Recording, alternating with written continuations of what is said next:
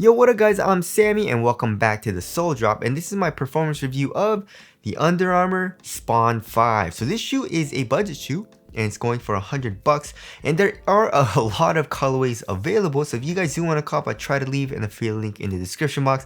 But let's get started off with the Tracciones, and in this color we have pretty much a fully black solid rubber outsole and I guess a little bit of white, right? And it's a very odd outsole pattern, right? I guess we do have some pods. We have a pod here in the forefoot, we have a very large pod kind of in the midfoot, which kind of looks like an amoeba, and then here in the heel we have an Under Armour logo, right? So the traction you definitely need to break in. Like the first couple of days it was not good. I was sliding around a little bit. It wasn't terrible, but it just was not getting a good stop for me, right? Maybe it's because it was a little bit dusty and it was pretty dirty when I was playing on it, but still I was not having a good stop, right? But once I broke it in, it started to get pretty damn good, but nothing amazing, right? Definitely is not top tier, but once you break it in and you're playing on a clean court, you're gonna be okay. You know what I mean? You have a pretty good bite. Also, it has zero squeak when you start playing in it, right? But once you break it in, it starts to squeak just a tiny bit, and that's it. It doesn't really squeak that much, however, right? Just a tiny bit on like really hard stops. However, if you're playing on dust, it's really not good. You know, it picks up dust very quickly, and like from my experience, I wasn't sliding around like crazy, so it wasn't dangerous even though it was a super dirty court.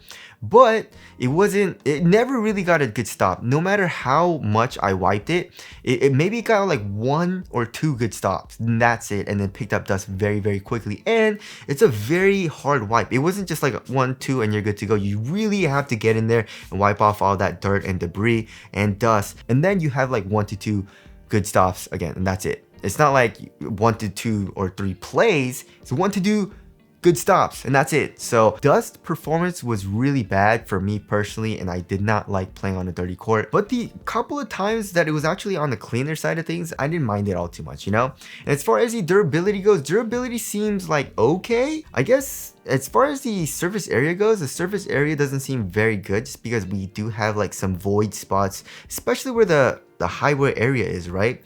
But I guess the grooves are deep and pretty thick, but the rubber seems a little bit on the softer side of things, right? It is moving a little bit when I'm trying to move it with my fingers, so probably like it'll be okay, I feel like, for outdoor use, right? So overall, the traction definitely could have been a lot better, and let me tell you right now, if the traction was top tier on this shoe, like the PG6 or the LeBron 20 or the 808-2, this shoe would have been a banger, because I like pretty much everything else about this shoe, right?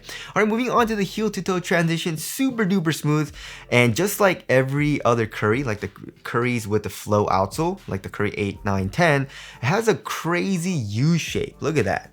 And I love it. I'm all for it. Here in the heel, we have a crazy rounded shape. We have pretty much a fully exposed micro G midsole, which has a lot of compression, super soft. So it feels super smooth here in the heel, and then transferring that energy into the forefoot, we have a crazy curve shape and a good amount of forefoot flex, right? But also it feels very rigid in the midfoot, which is good for torsional support. So overall, heel to toe transition is super smooth. And now moving on to the cushioning setup, which is my favorite part about the shoe. And so, like I mentioned before, we have full length micro G. Here in the heel, we have a good amount of compression, right? It's not crazy soft or anything. It's not mushy. There's just a right amount of compression for me, I would say. And that felt soft. And also there is a little bit of bounce back, which felt great. Here in the forefoot, it's a little bit more dead, but here in the heel, it definitely feels great. Court feel is overall very good. You know, I wouldn't say it's the best court feel, you know, like hardens, but you are pretty low to the ground, which does feel great. And also impact protection is pretty damn good. My feet really didn't hurt on hard impacts, on regular impacts, whatever. My feet really didn't hurt. This micro G definitely absorbed a lot of that impact, so I didn't have any problems with impact protection either. And then step and comfort was pretty good. The insole is pretty thick, so that definitely does help with the step and comfort, but underneath that you have a pretty stiff strobo board, so step and comfort I would say is all right. You know, once you bottom out the insole, it's not very nice, you know?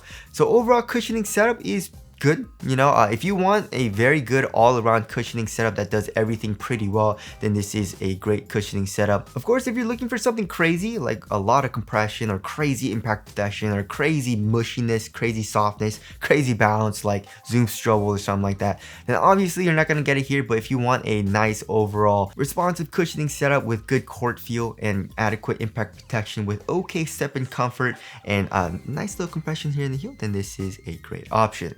Alright, moving on to the materials. So the materials are really crappy for, I guess, the quality, but it is $100, so you can't really complain. It's pretty much a budget shoe. So of course, the overall construction of this upper is mesh, right? It's a mesh material. It's an open mesh that goes pretty much throughout this entire upper, and it's kind of like a screen mesh also over it. And it's not a wired like metal screen mesh, it's a plastic screen mesh, it feels like. And we have a lot of fuse on it as well, like here on the lateral side, here in the toe box, and also around the eyelets.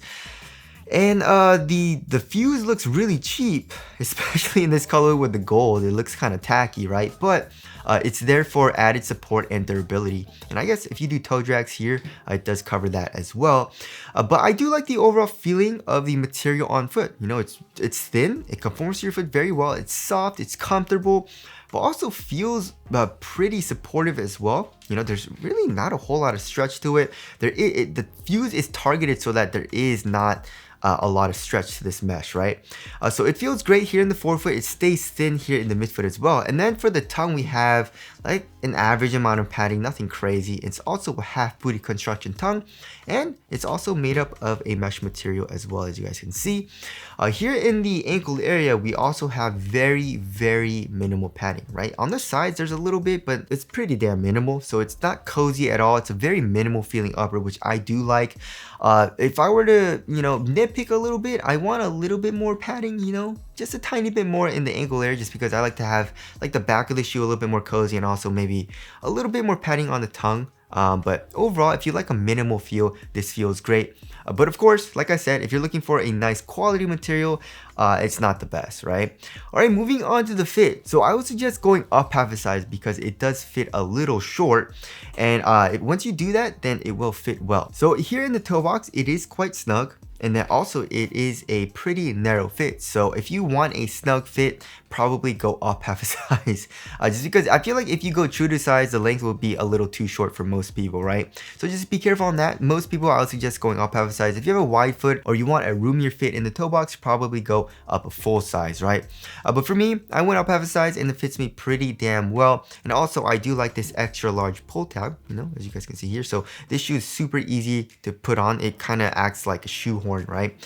So it fits me very well. And as far as the support and lockdown goes, so for lateral containment, I was good to go. As you guys can see here on the lateral side in the forefoot, we have the foam coming up acting as a sidewall, and then we have the fuse, right? And the fuse does stiffen up this mesh material a good amount. It's like a stiffer type of fuse. And also here in the midfoot, the midsole does come up acting as a sidewall, and here in the heel there is an internal TPU heel counter. So lateral containment, I was good to go. I had zero issues with my foot sliding out of the footbed, and also I feel like even if you're a bigger dude, you should be fine for lateral containment. And also lateral stability was pretty good, nothing crazy, but it is a pretty wide base, so you should be good to go for lateral stability as well.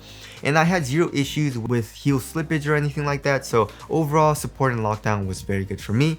And now moving on to the weight of the shoe. If I remember correctly, it's like average weight, maybe a little bit lighter, like 11-12 ounces. Yeah, 12.28 ounces. That is pretty much average weight. Let's check the other shoe. 12.2 ounces, right? So it's a very minimal feeling shoe, and it's also a pretty light feeling shoe as well. Responsive, I would say it's overall pretty damn responsive. Like I said, I wish the traction was a little bit better, but on days when the court was pretty clean, I had a pretty good time playing in the shoe. All right, as far as the ventilation goes, ventilation is very good. Like I said, we have a very open mesh, and there is a good amount of airflow, and this material is pretty thin, so it doesn't keep in heat or anything like that. So overall ventilation is pretty damn good. As far as the aesthetics go, I really don't like it. It looks weird, especially, you know, in the midsole, right? If you have I feel like it's called tropophobia or something like that. If you have a fear of holes, which I feel like a lot of people do. I don't have a fear of holes, but I just don't like how it looks. It looks kind of weird here in the midsole. And then the upper, especially with the the fuse and then like the Under Armour with like, the entire design looks weird to me. I don't like it. So tell us what you guys think of the aesthetics down in the comment section below. So wrapping things up, the Spawn 5 for $100, honestly, it's a pretty solid performer. I liked everything about the shoe besides the traction, and the traction wasn't terrible. It's just that the dust performance wasn't great, you know what I mean? And I play on a 24-hour fitness court, so most of the time it's dirty and dusty, so I was sliding around a good amount, you know, and I rely on my quickness and I need a shoe to be responsive when I'm playing. So I didn't really enjoy it that much, but like I said, when I was playing on a clean court, I did enjoy playing in it. So if you're playing on an immaculate court, then you should be fine. But if you're playing on a dusty court, you should probably be wary, and I wouldn't really recommend playing in this shoe if you need a lot of traction. But like I said, everything else about the shoe is pretty damn nice. So yeah, that about concludes my review of the Under Armour Spawn 5. Again, if you guys do want to cop, I try to leave the affiliate link in the description box. But that's it. Thank you guys for watching, and I'll see you guys in the next one.